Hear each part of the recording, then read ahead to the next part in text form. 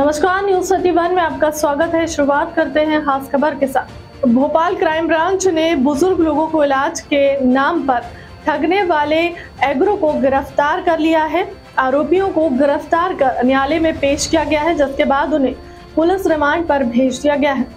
आपको बता दें कि जिसके बाद उन्हें पुलिस रिमांड पर भेज दिया गया है। आपको बता दें कि भोपाल क्राइम ब्रांच ने एक ऐसे गिरोह के 3 सदस्यों को गिरफ्तार किया है जो उम्र दराज लोगों को पैरों की असाध्य बीमारी के इलाज के नाम पर अपने जाल में फंसाकर उनसे बड़ी मात्रा में रकम ऐंठने का काम करते थे। गिरोह ने भोपाल निवासी सेवानिवृत्त बैंक दंपति से 42 लाख रुपए की चपत लगाई थी। गिरोह का एक सदस्य पहले ही सलाखों के पीछे पहुंच चुका है।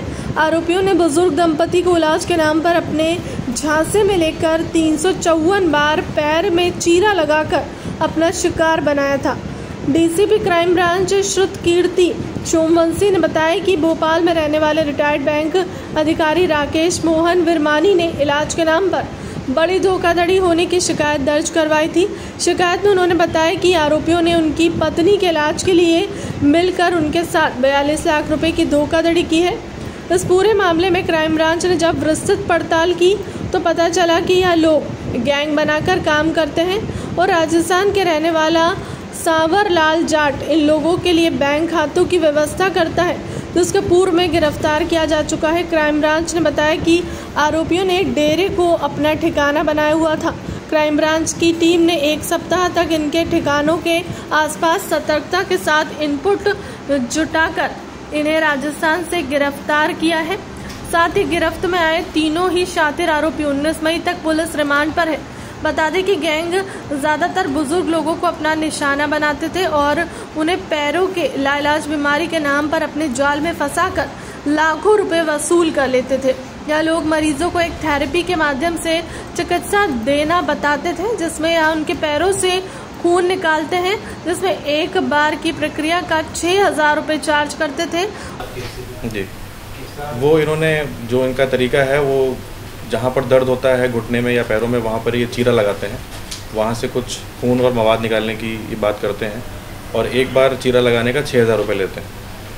तो उसके बाद ये बार बार वहाँ से खून निकाल के इलाज करने के लिए 6,000 रुपये हर बार का लेते हैं और दवाई और मालिश के लिए तेल के नाम पर अलग से पैसा लेते हैं।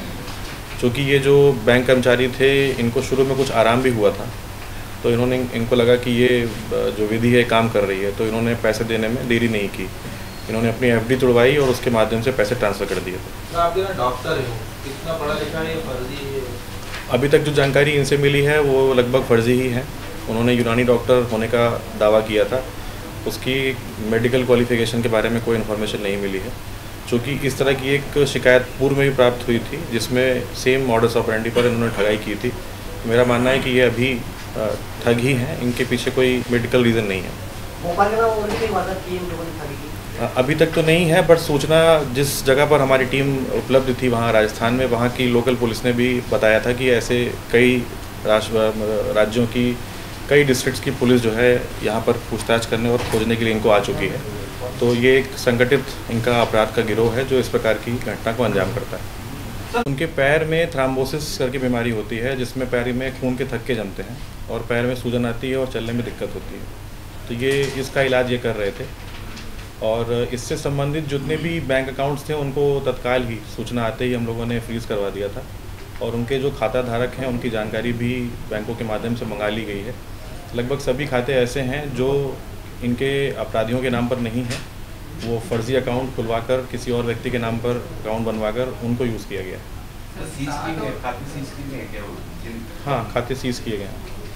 टीम ने कोई दवाई मतलब इनके पास उन्होंने करीब 354 बार करीब उनके पैर से इन्होंने ब्लड और मवाद निकाला था, जिसका हर बार का 6,000 रुपये इन्होंने लिया। उसके बाद फ़ोन पर बात होती रही, दवा देने के नाम पर कभी 5 लाख, कभी 6 लाख, कभी 9 लाख लिए। मालिश के तेल के लिए भी कुछ पैसे इन्होंने लिए।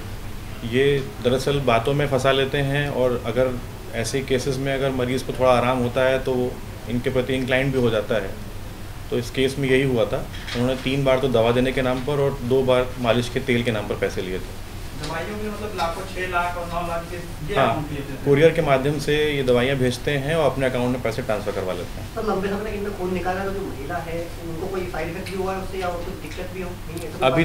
अभी तक तो ऐसी कोई मेडिकल कंडीशन सामने नहीं आई है। ये घटना फरवरी से चालू हुई थी और जब तक इन्होंने हमारे पास रिपोर्ट किया तब तक ये लोग इनका इलाज करते रहे।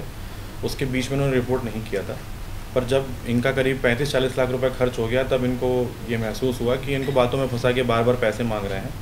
और लास्ट के 2 बार जब इन्होंने पैसे इनसे मांगे तो उन्होंने फरियादी ने ये भी बोला कि अभी इतने पैसे नहीं हैं, हमें वो ऐसा फ़ायदा भी नहीं हो रहा है। तो पैसा वापस करने के नाम पर भी इनको बार बार वो फ़ोन कर रहे थे और ये बोल रहे थे कि अगर आप 2 लाख रुपए और दे देंगे और आपको आराम नहीं मिलता है तो हम पूरे पैसे लौटा देंगे।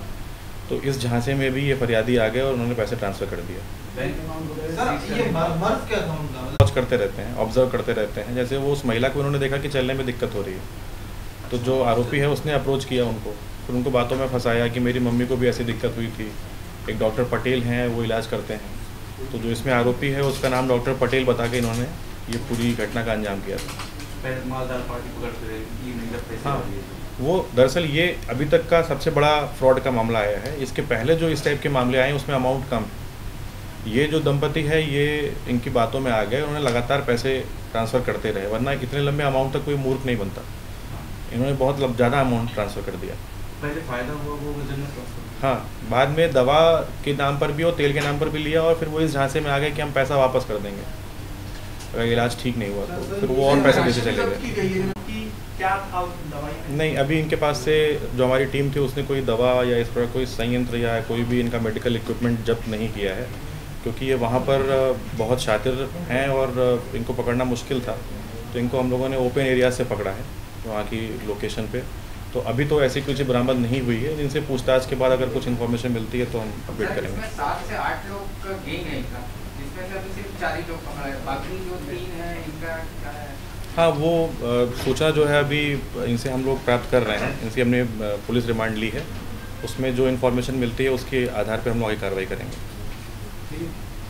फिलहाल के लिए अब तक की खबर में इतना ही। देश दुनिया की तमाम बड़ी खबर के लिए बने रहे हमारे चैनल के साथ। नमस्कार।